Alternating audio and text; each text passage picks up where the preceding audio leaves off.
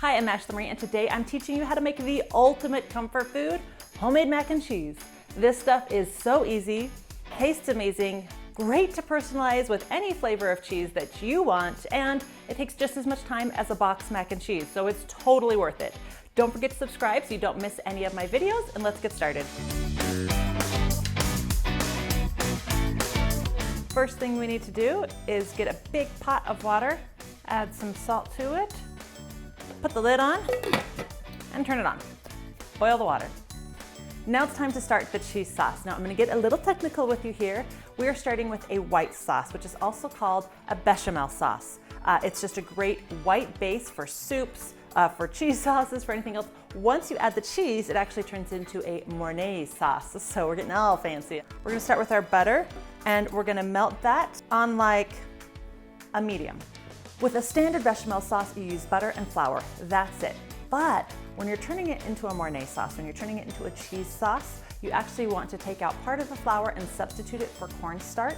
You're going to be a lot happier with the results. The cornstarch is going to help keep it smooth and help keep it from getting too grainy at the end of the day. What we're doing now is making a roux. Now, right now, this is nice and light, as you can see, and we're going to keep cooking it until it darkens up. There are 12 different colors of a roux. It starts with white and it ends with Cajun brick.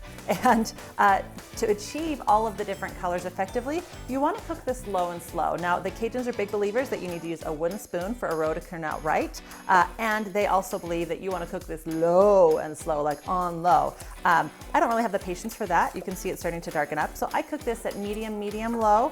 You never want to go above medium or it will start to separate. You'll start to have some problems. So for a cheese sauce, for the Monterey sauce, you can kind of pick anywhere between a white and a darker. I wouldn't go all the way up to a Cajun brick. You're going to change the flavor quite a bit. So the longer that you cook your roux, the more flavor it will have, but the less thickening it will do. So it's actually more effective as a thickener in the lighter colors. So the harder the cheese is, like a Parmesan, I stick with a light color. The softer the cheese, I go with a darker color roux. We have moved past blonde, beige, and toasty. We're in the brown range. Look how beautiful that color is. That is just lovely. Now we're gonna add some milk.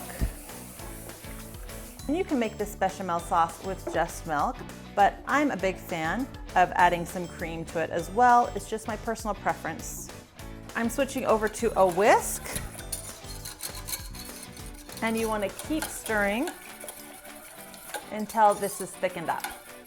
While we're waiting for our sauce to thicken up, we're gonna grate our cheeses. Now I'm using a 3-cheese mixture. I have some Gruyere, some extra white sharp cheddar, and a little bit of Monterey Jack.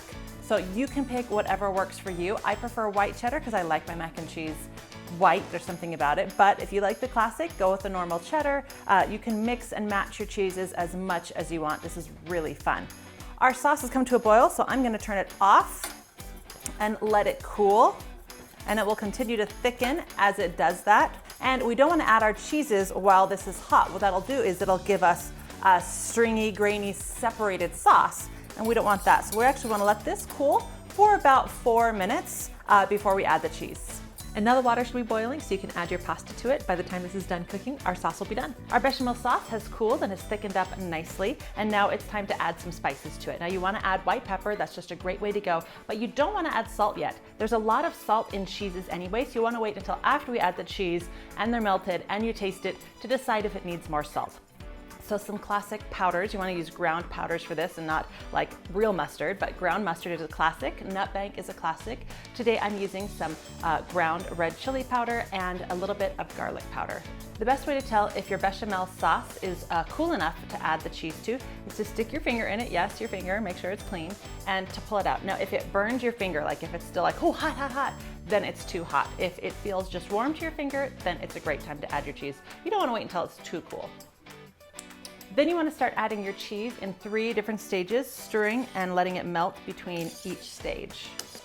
Now the cheese to start melting right away and incorporating itself into the sauce. Once it's incorporated, if you need to warm it up a little bit, at this stage you can. Just stick with, low and slow. You don't want this to end up getting stringy and separated because you heated it too much. Now that all the cheese is melted, now it's time to give it a try and see if it needs more salt. Yeah, I'm gonna add about half a teaspoon of salt, stir it in, and then try it again. Now our pasta is done and drained, and our sauce is ready to pour over the top. At this point, the big question is to bake or not to bake. So you can just throw some extra shredded cheese on top of this or some breadcrumbs and put it in your oven and get it a nice crispy top. Personally though, I prefer just to serve it fresh. I like when the noodles are soft and not dried out and crunchy. And I like that the cheese is goopy and runny and not, kind of dry. So personal preference, if you like baked mac and cheese, totally go for baked mac and cheese. Personally, once I add the sauce, I just dig right in. So it's as easy as I said it was, right? Doesn't take very much time. I love that I can personalize it. I love sharp cheddar, so of course I go with sharp cheeses. If you like mild cheeses, go with mild cheeses. That's the best part about making food from scratch, is that you can make it your own. All right, let's give this a try. So good. I mean, really, does it get better than a good mac and cheese? I don't think so. I'm showing you guys this bowl, but really, this is my bowl. If I gain like 5 pounds between this video and the next video, you know why. I'm just saying. So in the comments down below, let me know, what is your favorite pasta comfort dish? Is the classic mac and cheese your favorite? Do you prefer like spaghetti or a pasta bake or manicotti or lasagna? I want to hear it. I love pasta dishes. What do you want me to make? Lasagna, Alfredo pizza, roll-ups. Just give me a suggestion, because I want to make the recipes that you want to make.